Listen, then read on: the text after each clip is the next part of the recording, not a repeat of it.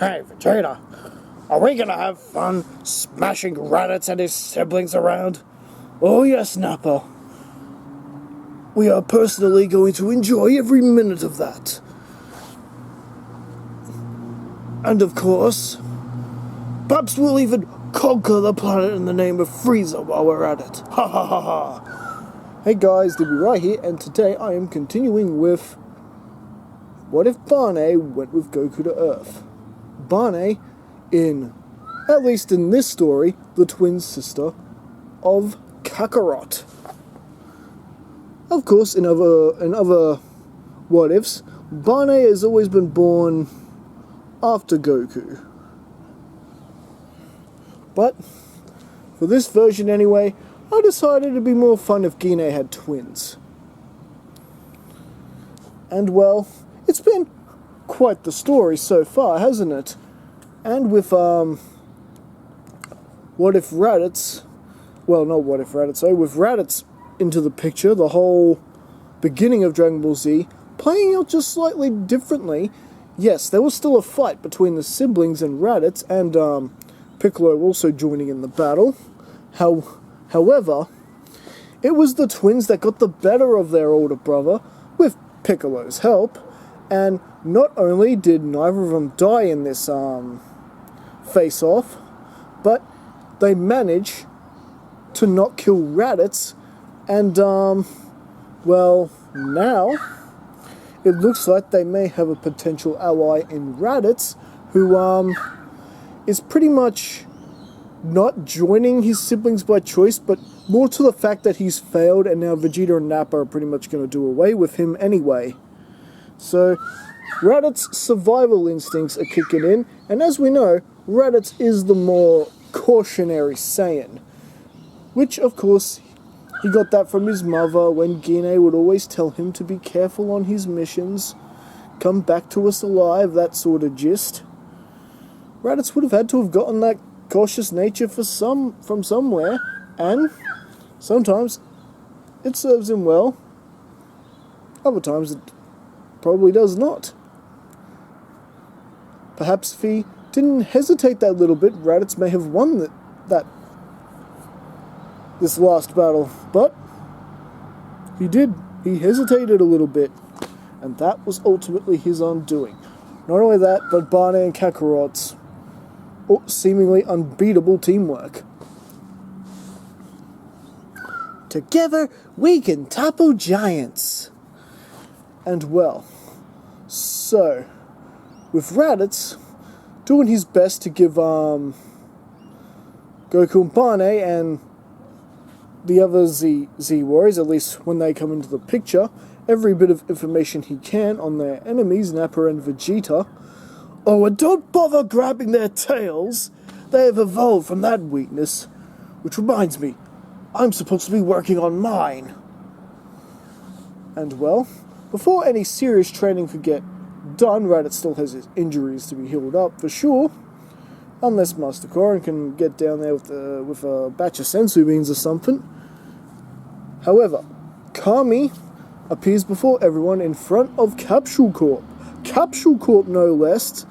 And he's aware of the situation, and that basically he has presented the Dragon Team with a bit of a solution. Something he was sort of working on, and now the deal has sort of gone through. And basically, you've got Kami, who says, well, I've just spoken with King Yama. He helps rule the Otherworld. Otherworld? What's that? It's the place you go when you die. Anyway, one of you can go to Outworld and take the treacherous path of Snake Way in order to train with the Master King Kai. And, well, they don't quite understand any of this, especially Bulma and Raditz, and pretty much most of the Dragon Team that's there do not understand a bit of this whatsoever, and that, but Barne and Kakarot who are just as much in the dark as the rest of them, do know enough to trust Kami, and Kakarot just looks at his sister. You know what? You should go. You always were the better fighter. You're stronger. Have better latent potential than I do. If anyone's going to get the most out of this training with this King Kai, it's going to be you. You sure, brother? We've never not trained together. You got this, sister. And with that boast of confidence, Kami and Barne are off, and with a little bit of yammering with King Yammer, Barne is on the road, Snake Way. Onto the Snake Way! And well, pretty much with that, Kami reappears in a capsule corp and pretty much takes the rest of the Dragon team, with the exception of Raditz, Kakarot, and Piccolo, and the two boys. They pretty much decided that they're going to do the best they can on their own to train the boys up to speed and get themselves as strong as they can for the fight. And that's like 5 different people. And the best part about this, both Colin and Gohan have survival skills in this one. So there's no leaving them for 6 months to survive and unlock their key and learn how to fly or anything ridiculous like that. It's straight into the training and the sparring and the getting stronger part. And it's at least 2 Saiyans, 2 half Saiyans, sparring with each other, battling out with each other, getting stronger Zenkai boosts, and you got Piccolo in the mix, who's no pushover himself. And, well, it does begin to sort of sink in the power gap between Piccolo and Raditz, Kakarot, and the 2 half Saiyan boys. And Raditz is really enjoying being top dog at the moment. Right now, he's the strongest one there. And so, the training more or less goes on for a year, and Barne pretty much, of course, makes it to Snake Way, and actually manages to make it there with less time than what Goku did in the original. Considering, remember that I said Barne and Kakarot were stronger than what Goku was in the original timeline, plus, Barne's wasn't silly enough to take a nap in Snake Way and get herself knocked off of Snake Way. So there was none of that, so Barne was able to make the journey just that little bit quicker, by about a few weeks or so. And, however, just like Goku in the original timeline, Barne is having a hard time with King Kai's training and the gravity. Now, of course, as we know, of course, Barne is a Saiyan, but she hasn't taken a step in her home world for over 20 odd years. So, naturally, it's really hard for her, especially following the monkey around. And, no, if you think she does a ridiculous mimicry of the monkey like Goku did, mistaking Bubbles for King Kai, no, Barne doesn't fall for that. And, well, she does manage to get King Kai laughing, which, as it turns out, Barne is quite the stand-up comedian. And, with the training underway, like I said, she pretty much goes through exactly the same thing as what Kakarot does. Essentially, with having that little bit of extra time, she does have a bit more time to master the 4 times Kaioken. and being able to use Kaioken times 2 without any troubles at all. So that could be good at least. And well, with one night, and this is pretty much the night before the Saiyans are going to arrive, it has been quite the rough start with Raditz. Raditz not really trusting any of them not to kill him in his sleep, and the others are sort of vice versa. However, Raditz has been downright committed to his training, and he is quite surprised how much stronger they have all gotten together. That Raditz it's quite possible that they could be Nappa's equal, possibly even stronger than that. Perhaps if they all fight together, they can wipe that smirk off Vegeta's face. So, one night, Raditz decides to full-on open up and apologizes for the attack earlier in the year, and that he was just doing what he was told and all that. And Goku and Kakarot, Gohan, and even Cullen can already understand that. Even Piccolo. Hey, if these two Saiyans are as powerful as you say, then I can't say I'd blame you.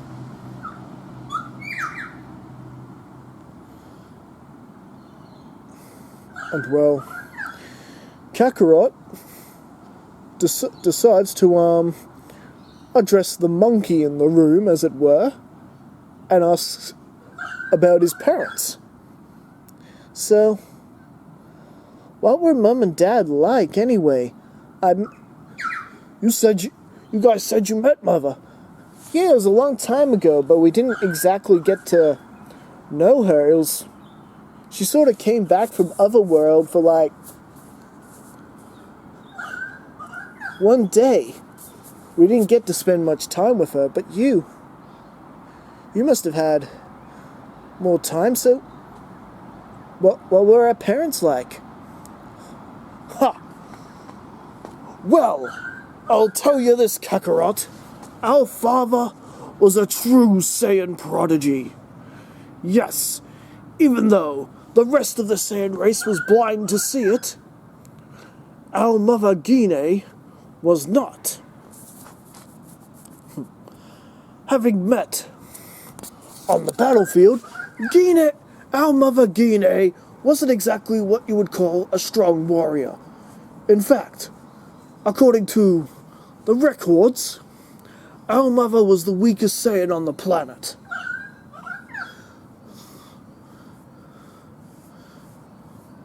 Although sometimes I think she sold herself short. According to Bardock, Gine was okay in a fight. What she lacked in strength, she lacked in brains, and that kept her alive enough for her to meet Father. And well, Gine could not grow any stronger. I guess you could say, in a way, she made Father stronger. He began approaching battles differently, using his wit, as it were, and making himself stronger because of that, and a better fighter. Mother was warm and gentle. Sometimes it was embarrassing having her wipe battle smudges off my face. But you knew she cared. Our father, he wanted to prove that even a low-class Saiyan, such as me and you, brother, could rise above the elites and achieve true greatness. And Cullen and Gohan are really into the story as well, and even Kakarot and Piccolo are quite intrigued and quite interested in hearing some of the stories, and some of the stories that Bardock had told Raditz, and Kakarot really enjoyed hearing about his mother. "You would have loved her cooking, brother. No one could cook like our mother Gine. Now I'm bummed out that she couldn't stay an extra day."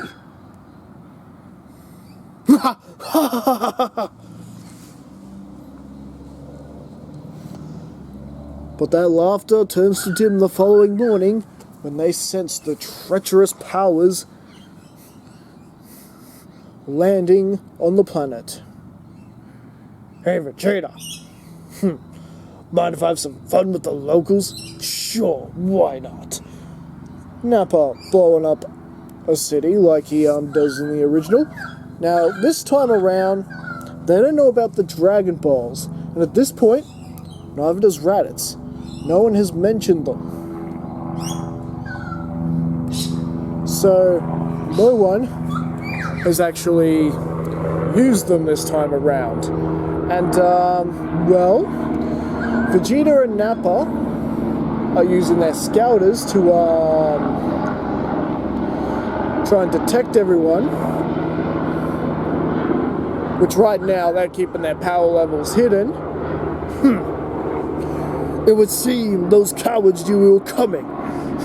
It seems Raditz has betrayed us after all. Well, Nappa, what do you say we destroy the rest of this city? And well, the Dragon Team can sense the rest of this and this sheer ruthlessness of the Saiyans destroying an entire city. What? Those monsters! Those are innocent people! I told you, Kakarot. That's what Nappa and Vegeta do. And they do it for sport. I did it because I had no choice. And it's what we Saiyans have always done. But I never liked it. Sure, I like the battle and the fighting, but not the senseless destruction. I'm putting an end to this right now. And Raditz begins powering up, and suddenly Vegeta is detecting Raditz's power level rising, and he starts cacking himself laughing. "Hey Nappa, check this out. That fool Raditz thinks he can challenge us. Well, let's not disappoint him then." "Indeed, and we'll take our time dealing with the traitor. And we'll massacre his siblings in front of him and make him watch." "You sure know how to have fun, Vegeta." And with that, Nappa and Vegeta are racing towards Kakarot, Raditz, Piccolo, Gohan, and Cullen. And well, this is where Krillin, Tien, Yamcha, and Chaozu join the battle, just like in the original. And, well, they, Nappa and all that, sizing him out, and, well, they see Raditz. "Look at that traitor, he already looks half beat up." And then they get a look at, the person next to him, his brother, Kakarot. "It's your Kakarot, huh? Can't say I'm that impressed." "You do look like your father, though, that Bardock." "Stupid fool kept running around like he was an elite." "Oh, and he get blown up by that meteor like the rest." "Nappa, Vegeta, weren't you listening on the scouter? Frieza was the one that wiped out our planet, not some meteor." "Yeah, well, that remains to be seen. You see, unlike you, I don't take the word of a low-class Saiyan."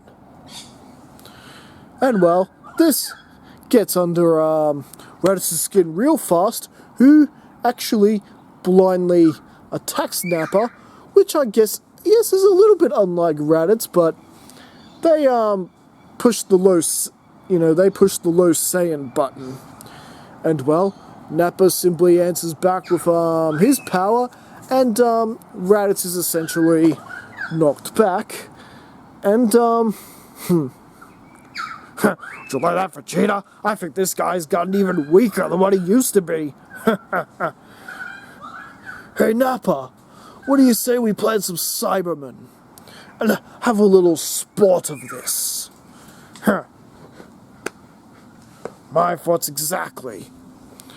Nappa planting the Cybermen, and we get an all-out battle between the Cybermen and the Dragon Team. And, well, the Cybermen are actually beaten pretty easily. Except for the one that does manage to grab onto Yamcha and blow him up. Yes, Raditz forgot to warn them about the Cybermen. And, because they're busy dealing with his own Cybermen, he couldn't warn Yamcha in time to, duck the approaching Cyberman that just got him from behind and blew himself up.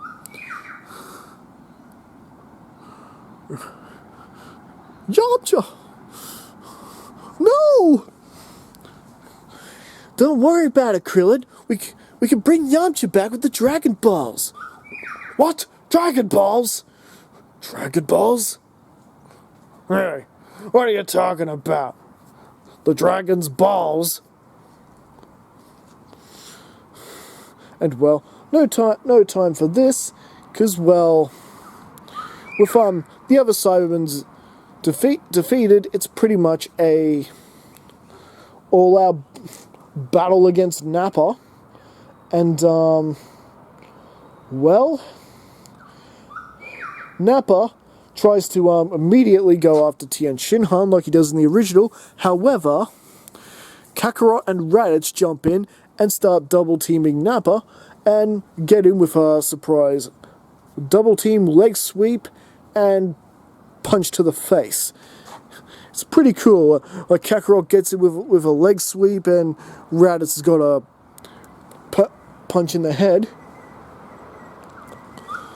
to Nappa. Now, meanwhile, Barne is making her way back from Snake Way, and she's moving at terrific speed. In fact, she's just like the trip back, she's a little bit quicker. So, hopefully, she'll get back before, too many people are killed off.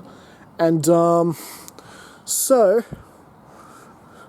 the good thing is, with, even with Raditz and Kakarot, we're able to develop some double-team attacks, much like the ones that, he and Barne use.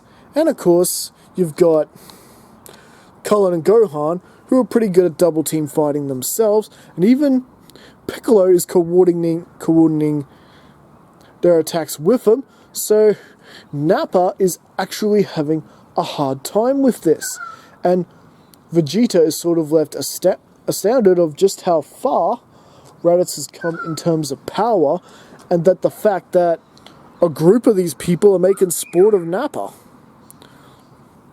And so it pretty much gets to the point where if Vegeta doesn't step in, Nappa's gonna end up losing, and Vegeta could actually end up in a bit of trouble. So Vegeta actually joins in, and he manages to pretty much knock Kakarot out of the pile-up, and we get a bit of a battle between Vegeta and Kakarot one-on-one, and is Kakarot a match for Prince Vegeta? Well, no. But Kakarot does have enough on him to keep himself alive and on the defensive against Vegeta. So, yeah. So Kakarot right now is sort of taking a page out of Raditz's book and approaching his battle with Vegeta very cautiously, which is unlike Kakarot, but training with Raditz, he picked up a few of his tactics and why they work, and quite frankly, they do. As Kakarot is using a tactical retreat, Kakarot's able to use the environment to his advantage when he causes a massive rock slide, and Vegeta's firing ki blasts at them to pretty much distract them, and Kakarot actually manages to get a good hit in on the Prince, sending him to the ground next to Nappa. You'll pay for that!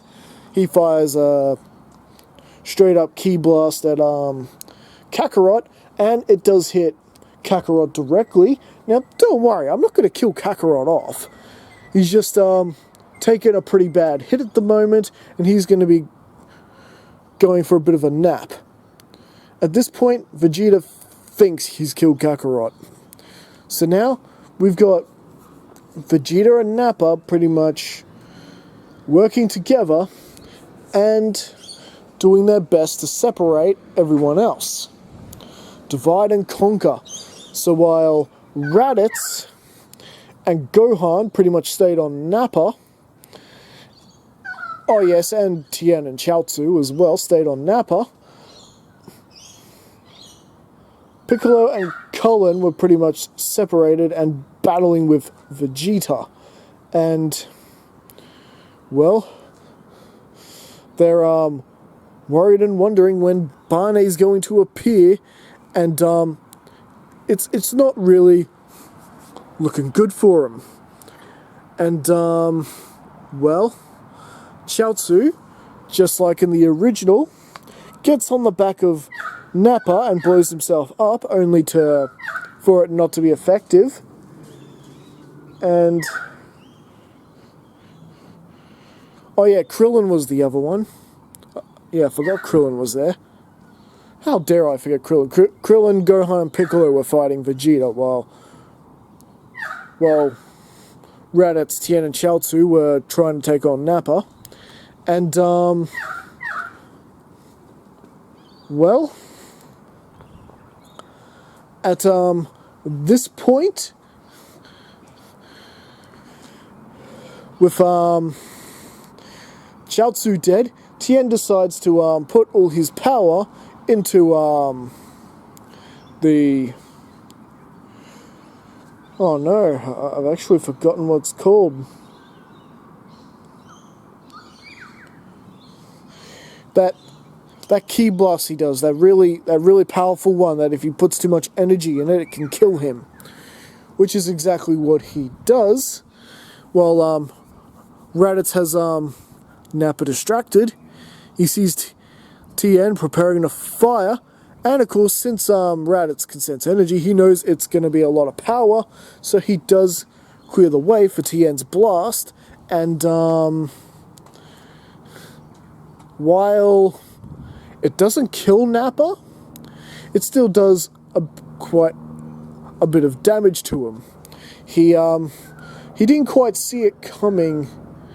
Like, he saw it coming less, like, even more closely than the original. It was a bit more of a close call this time. So, with that and Tien down and Chaozu dead as well, it pretty much meant that Raditz was battling with Nappa on his own. So, Raditz, you finally gonna get yourself serious or not? You know what, Nappa? I've been waiting for this for years.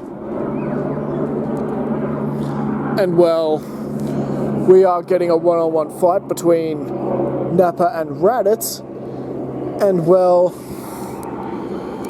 as Raditz begins to power up, Vegeta's still wearing his scouter. It starts clicking away, and Vegeta halts his proceedings with everyone else, looking at Raditz's power level. Vegeta, what's Raditz's power level? Nappa, be careful, it's the same as yours. What? And Raditz sucker shots Nappa into a nearby mountain and teleports in, gets a real mighty kick in, up in the air, charging up, Double Sunday! And one blast hits Nappa directly. Now, Nappa is still in this. It's actually not a nice attempt, kid. And Vegeta is angered at this, that suddenly Raditz is on par with Nappa, so Vegeta attempts to power up a blast to finish off Raditz. He has had enough, but before he can fire, he is engulfed in a sudden explosion, which pretty much does nothing to Vegeta. It only sort of phased him a little bit, and he looks, and there's Kakarot in a certain stance. Yes, Kakarot had just fired a Kamehameha at Prince Vegeta. You dare oppose your prince, you lower class dog?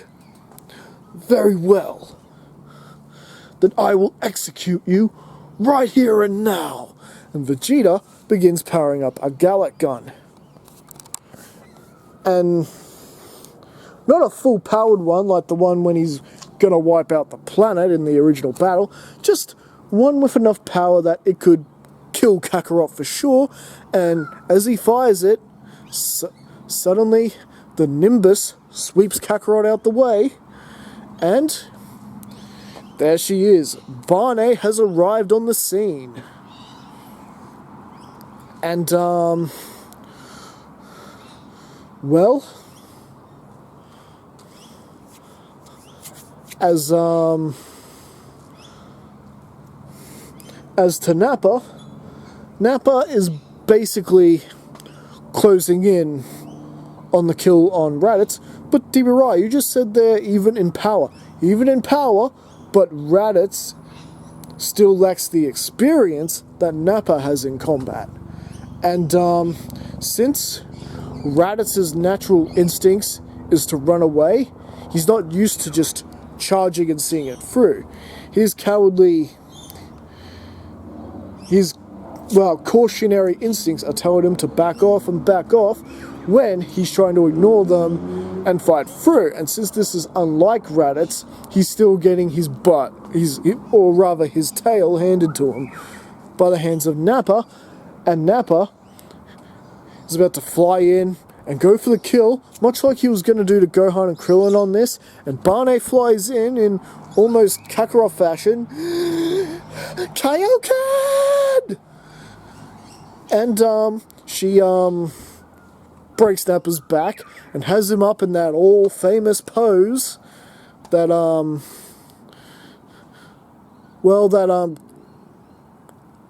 Nappa is known for when Goku breaks his back, and she's holding up Nappa in that exact same way. Vegeta, I suggest you take Nappa and get off my planet. Oh, look at you now, all talking big.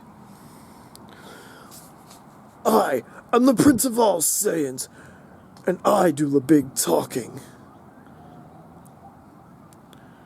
And well, Barne and Vegeta are now face to face, and that is where we're going to be leaving things for right now. So what do you guys think? Did you enjoy this start to the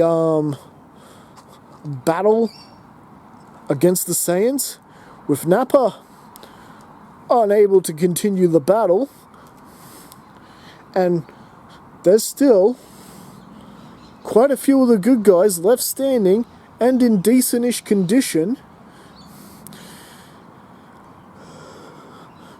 Will Vegeta be able to get himself out of this situation? Or is it too late for the prince? We'll listen more next time.